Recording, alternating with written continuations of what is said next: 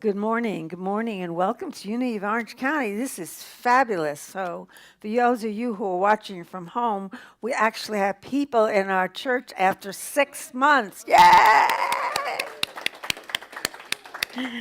So, good things come to those who wait. So, thank you all who are here joining us, and thank everybody who's joining us on their TVs. And we always like to start off our service with our mission and our vision statement.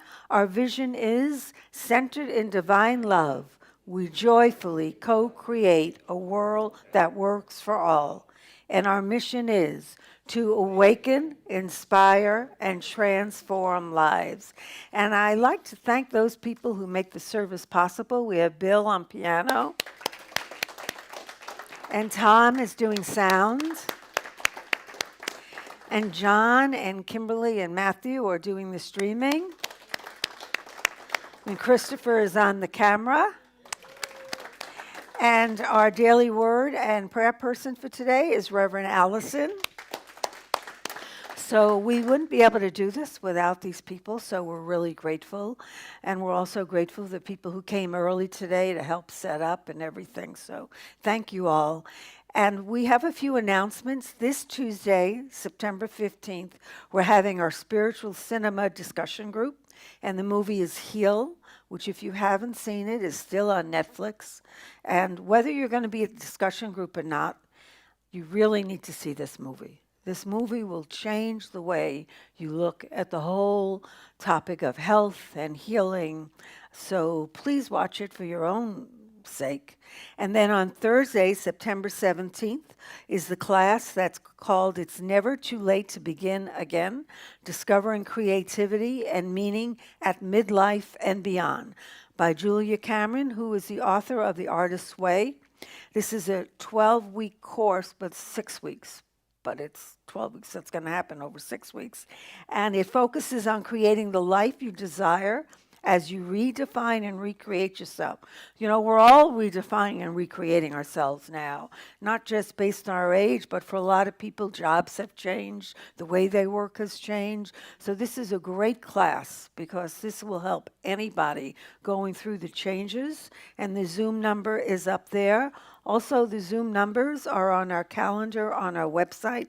If you click on the event that you're interested in, the Zoom number will be there. And you can also go to our website for a full listing of all our activities.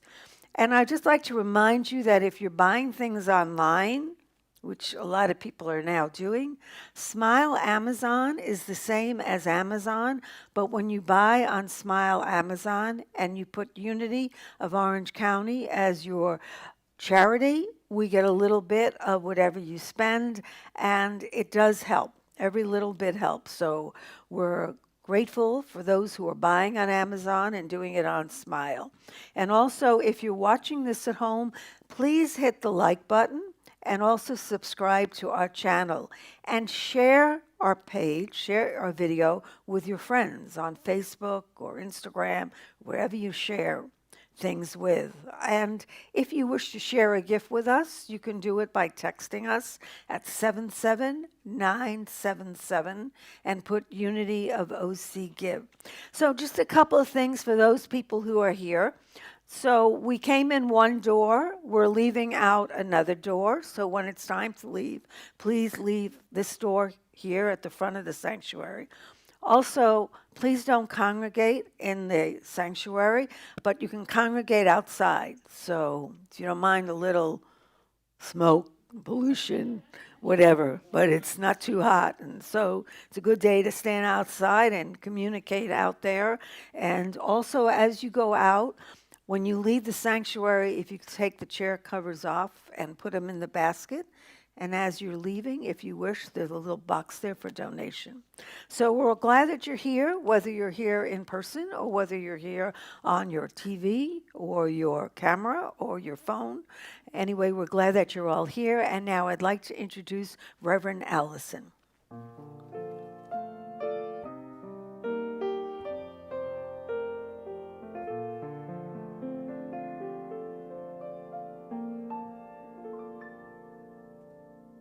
Good morning. So joyous to see faces again. And how appropriate that the daily word for today is love. And today is Sunday, September 13th, 2020. I open my heart in love. I express the love I feel in my heart by showing my affection and giving nurturing attention. I speak loving, positive words that let those I care about know how much they mean to me. As words affirm their goodness, beauty, and intelligence, I watch those qualities bloom like flowers blessed by sunshine. I extend my arms and I embrace my family and friends with the warmth and comfort of unconditional love. I support my loved ones with compassion and care on this journey through life. I share my wisdom and I teach my experience as I advise and my understanding as I console. I pray for those that I love, knowing that the Christ within them is the light that guides them everywhere. They go and everything they do. I am grateful for my role in my loved ones' lives. And our scripture today is John 3:18. Little children, let us love, not in word or speech, but in truth and action.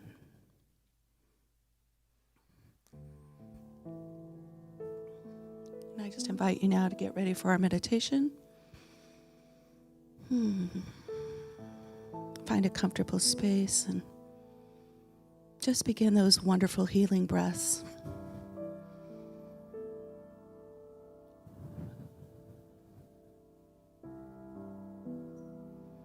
And as we breathe in, let's just think about that love, that opportunity for love in each and everything we do.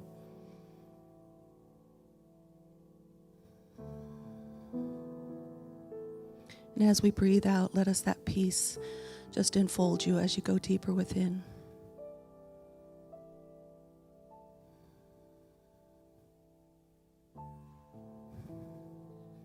And as you're in the silence this morning, I'm going to offer you a meditation by Ernest Holmes called The House of Love. So continue deep breathing.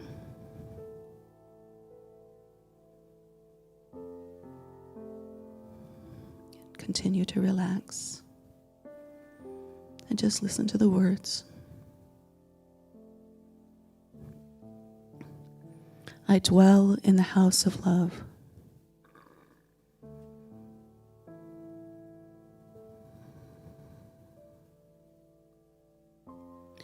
My dwelling place is filled with peace and eternal calm.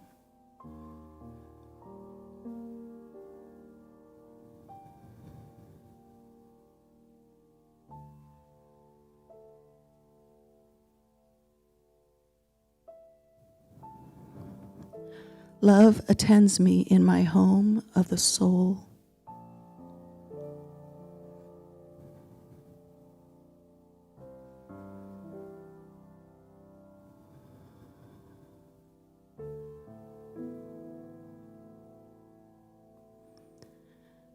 Joy awaits upon me in the secret place of the Most High.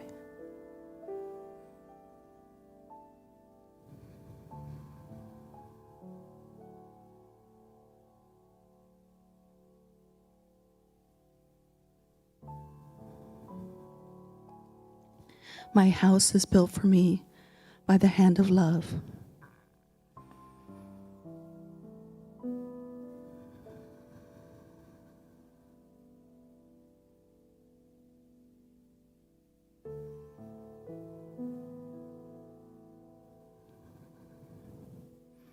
I shall never leave this home of the Spirit, for it is always present.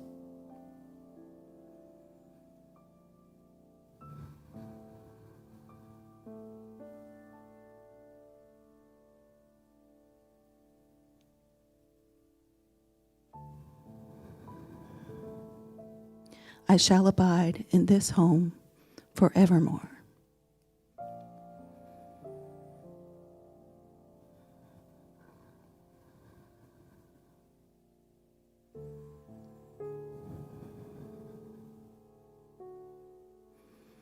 And as you just continue in the silence, take these final words with you as you go deep. My house is a house of love.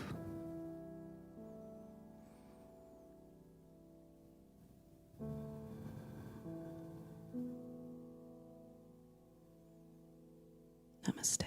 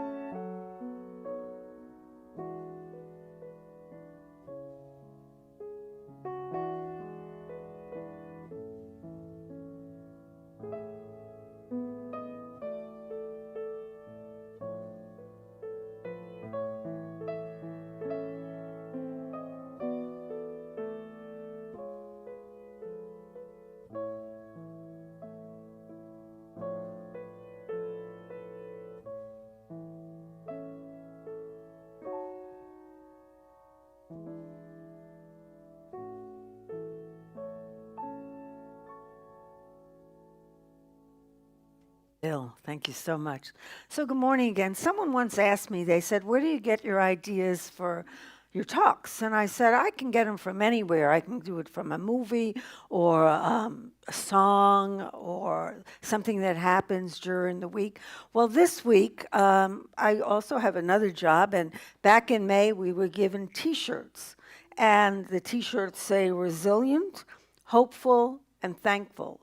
I've been wearing this shirt for months.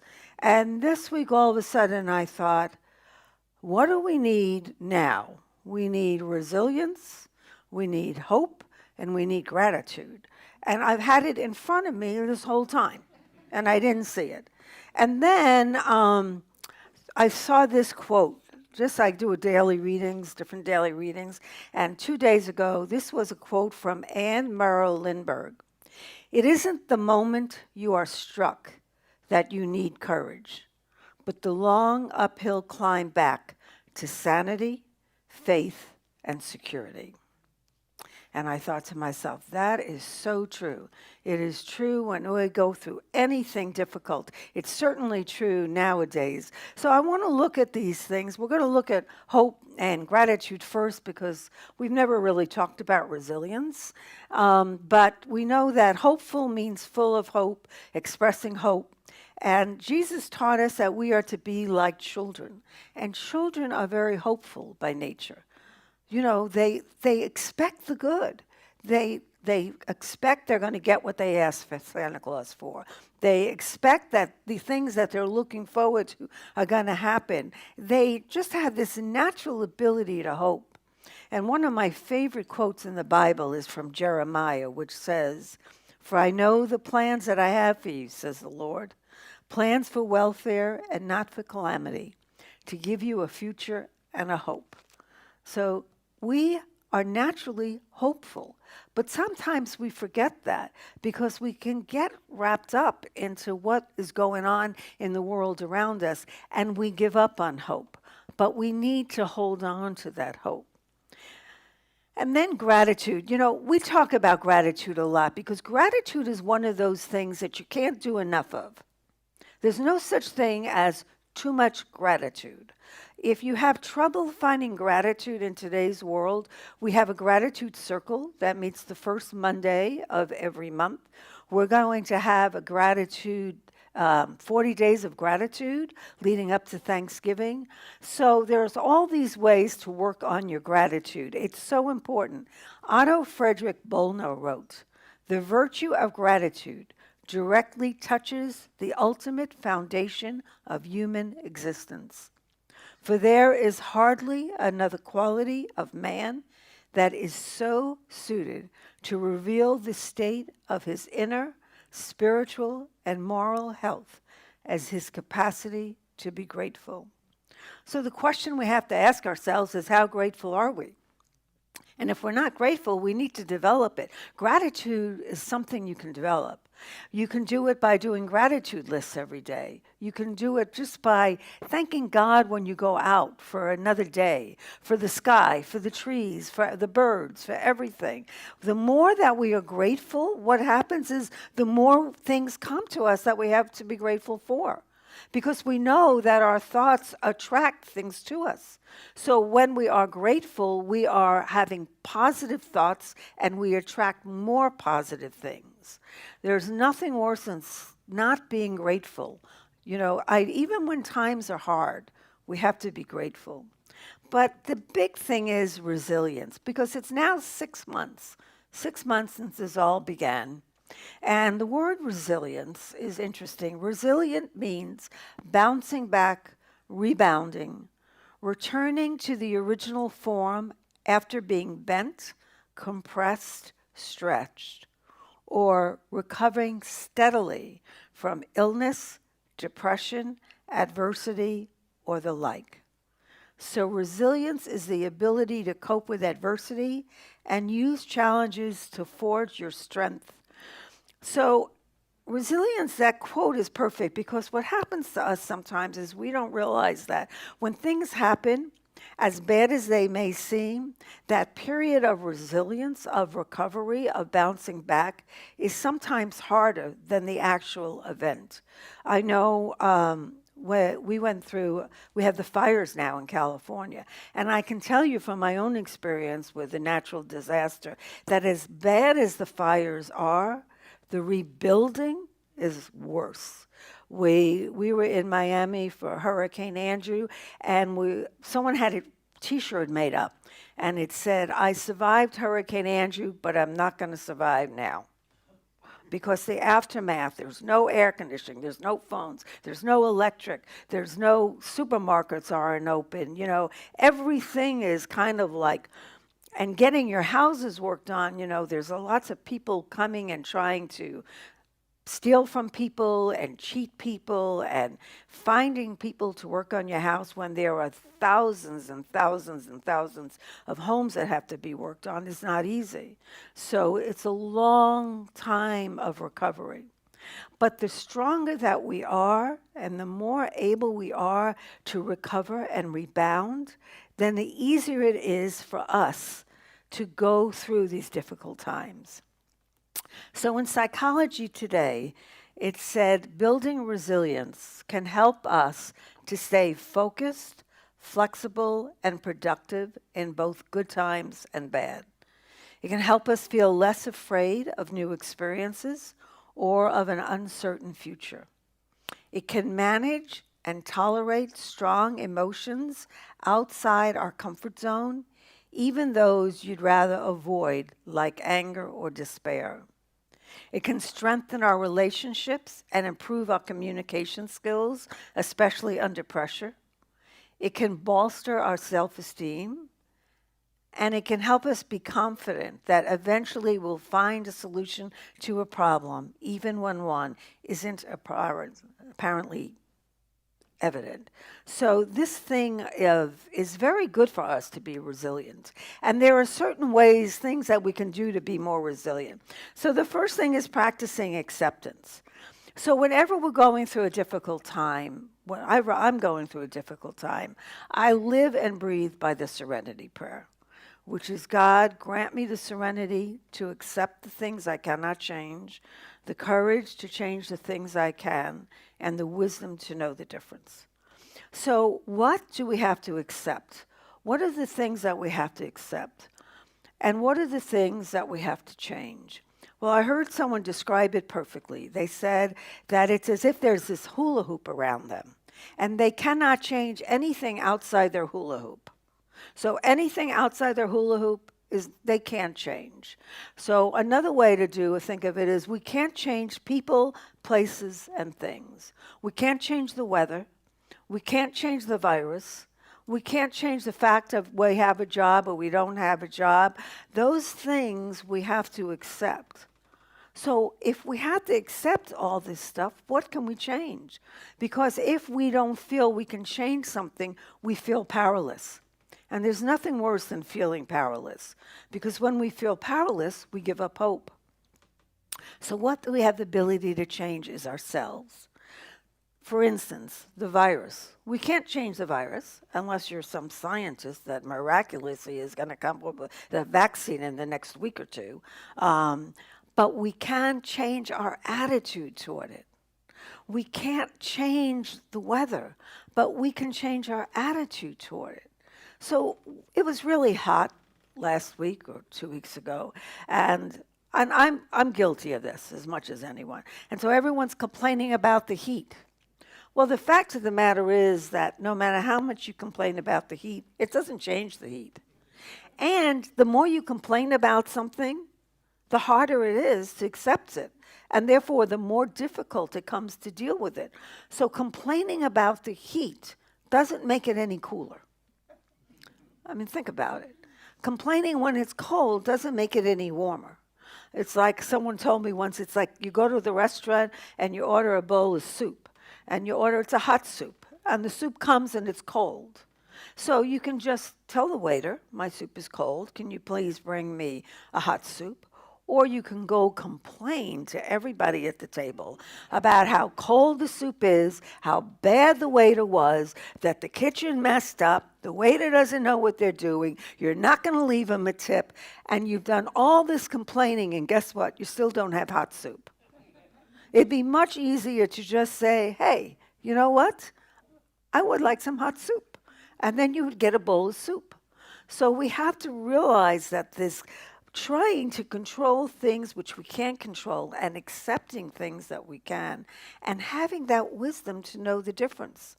So an easy question I ask myself when I start to get worked up about feeling powerless over something or I can't control something is I ask myself, is this about people, places, and things? If it's people, places, and things, I cannot control it. And then I have to work on my attitude. I have to work on my attitude through meditation and gratitude and all of that. Another thing we can do during these times of adversity is reach out to others. Now, before you go, well, I can't reach out to others because I can't have contact with others and blah, blah, blah, blah, blah. We live in this world of media wonder. We have YouTube, we have videos, we have Facebook, we have iPhones and TVs and telephones and all kinds of stuff. And so we can reach out to people. We can send letters. That's a forgotten art, sending letters. You know how nice it is to receive a letter from somebody? It's like this gift from the gods because you hardly ever get that anymore. So sending letters to a neighbor or a friend or someone you haven't seen not only helps them, but it helps you. It helps you become more resilient. It helps you get through this difficult time and overcome the adversity. So reach out to people. It can be really simple. I called my sisters. My sisters live back east. And about a month ago, I called them and I said, let's have a Zoom get together. Because we were supposed to see each other in November, and it turned out we weren't going to. So we all got on Zoom, and for an hour we met on Zoom. And it was so nice seeing their faces, and even at the end of the hour we didn't want to hang up. We were just busy yakking. And then I thought that worked out well. I called my son. I said, you know, I haven't seen my grandkids. Let's have a Zoom meeting so that I could see the grandkids. So then we were on Zoom and they can show me things that they were working on and all kinds of stuff. And it made me feel better that I was not there because I had this communication. So when we reach out, it helps us get through these times. So don't forget to reach out. But while you're reaching out, Avoid negative people. All right? Anyone know people like that? You call them up, and what they do is they go on and on and on about the same thing. So it's the same thing like with the soup. I'm very happy to listen to your problems once, but I don't want to hear it in one conversation repeated over and over and over again. Because when we put ourselves with that kind of negativity, we become negative. When I was in ministerial school and we went through classes on spiritual counseling, they said that you're not a therapist, and so you only meet with someone 3 times over the same problem. If it can't be resolved on a spiritual basis through prayer in 3 times, they need to go to a therapist, because they just need that. So we need to avoid negative people when we're reaching out. And the other thing we need to do is invest in self-care. It's so easy, and I'm guilty of this too, that, at the beginning it was so nice. It was like vacation. You didn't have to go anywhere. You didn't have to do anything. You could just eat junk food and watch TV and, had an excuse to just eat whatever you wanted to eat. Couple of weeks, a month was fine. We're now 6 months into this thing, and it's time we start taking care of ourselves. We need to eat better, not worse, because the healthier we eat, the more immunity we have against this thing. And we have to get some exercise. We can go out and walk. We can do exercise in the house. We have to move our bodies. We have to eat well. We have to spend time meditating, in prayer, doing the things that care for us, taking a long bath, whatever self-care we can do. And then we have to look for meaning and purpose in our life. A life without meaning and purpose is a difficult life. And it doesn't have to be any big purpose. It could be something as simple as reaching out to those around you, making a difference in someone else's life. It could be baking cookies for your neighbors, or squeezing oranges for orange juice, or just helping someone so that when you get up in the morning, instead of saying, oh, it's another day, same thing over and over again. It's like, oh, it's another day. I get to do something positive. I get to live my life with purpose, because purpose is the whole thing behind us wanting to live. So this whole idea of resilience brings up sports movies. Because the thing I love about sports movies is, especially the ones that are based on true stories, is they're usually about people having a lot of resilience, about people overcoming difficulty. So a couple of weeks ago, because I do watch movies, not all day, but I do watch movies, because I need inspiration. So I'm watching MacArthur USA. I think that's the name of it. It's McFarlane, yes. McFarlane USA. And I watched it before. And it's this great story if you haven't seen it. So it's about this football coach who loses his job, and he winds up in McFarland, Texas, and it's like an immigrant area. And it doesn't work out as his job as assistant coach. But one day he notices one of his kids, who they all work in the fields, running, and he couldn't believe how fast this kid ran. And he followed him. He couldn't believe how far he ran. And he got this idea to have a cross-country team. Well, cross-country is a sport of wealthy schools. It's not the kind of sport you see in inner cities. It's not the kind of sport you see in rural areas. But he decided to create a cross-country. And so they actually start to do really well. And after losing some events, they start winning, and they go to the state championship. And this scene is him talking to these kids who are getting ready to compete against kids that have all kinds of things going for them. These kids have nothing going for them. And this is his talk. All right, everybody, gather around. Come on. I want you to look around. Best in the state, right? Every team that's here deserves to be, including you. But they haven't got what you got, all right? They don't get up at dawn like you and go to work in the fields, right? They don't go to school all day and then go back to those same fields. That's what you do. And then you come out with me and you run 8 miles, 10 miles, and you take on even more pain. These kids don't do what you do. They can't even imagine it. When I went out in the field that day with you Diaz kids, I'll be honest with you, it's the worst day's work I ever had to do in my life. And I said to myself, whatever kind of crappy job I end up in, it'll never be as tough as that. You kids do it every day. And your parents hope they can do it every day. And they'll do it for a lifetime if it means a better life for you.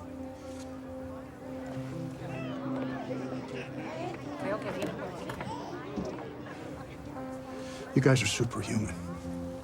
What you endure just to be here, to get a shot at this, the kind of privilege that someone like me takes for granted. There's nothing you can't do with that kind of strength, with that kind of heart. You kids have the biggest hearts I've ever seen.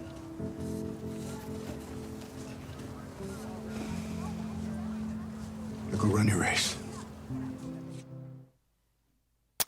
So that's resilience. These kids getting up every morning at dawn and working in fields, going to school, going back and working at fields, and then running.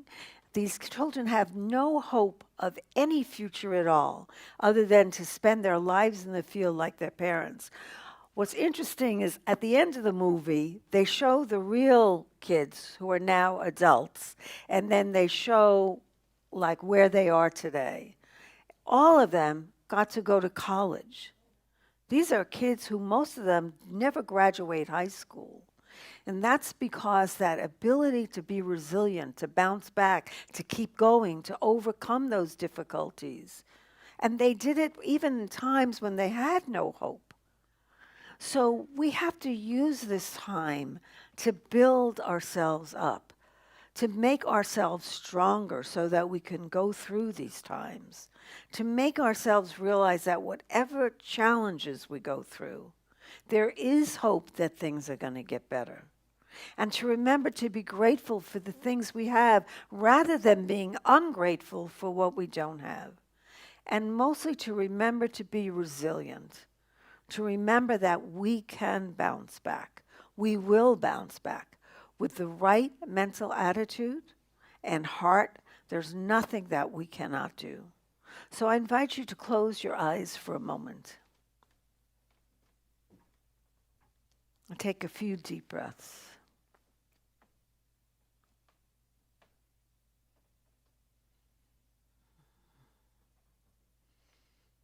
And honestly ask yourself, do I have hope? Am I grateful? Am I resilient? Or do I allow the world to knock me down, to keep me from getting up,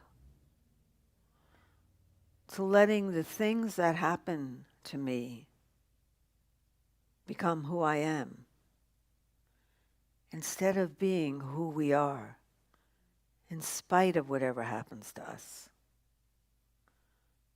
We are children of God.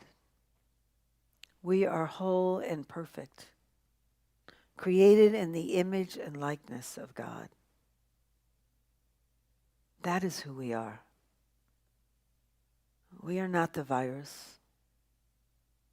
We are not our grief.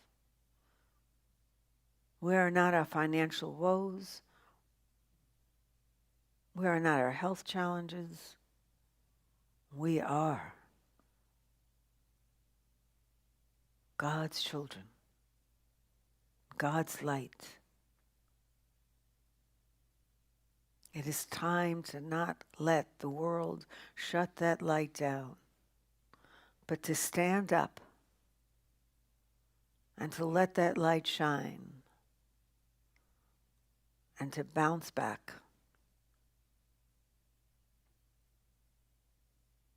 And one day we will look back and know that this too was good.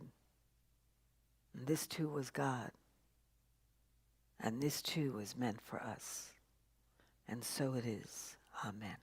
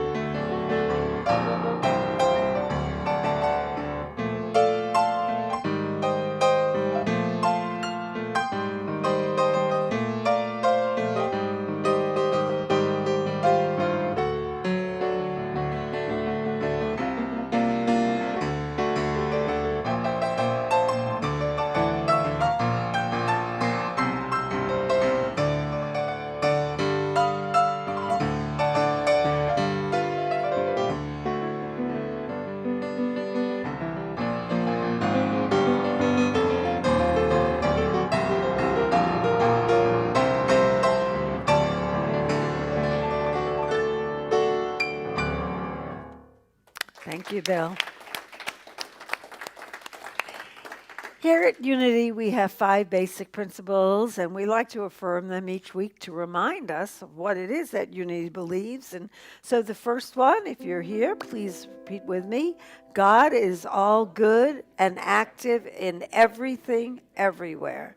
And 2, I am naturally good because God's divinity is in me and in everyone.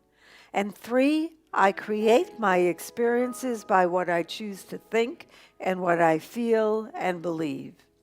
And 4, through affirmative prayer and meditation, I connect with God and bring out the good in my life. And 5, I do and give my best by living the truth that I know. I make a difference. And you do make a difference. You make a difference to this church in so many ways. And one way is through giving. And we have lots of ways that you can give. You can do it on our website under Donate. You can do it by texting. You can also do it through our app. And you can do it the old-fashioned way and write a check and mail it.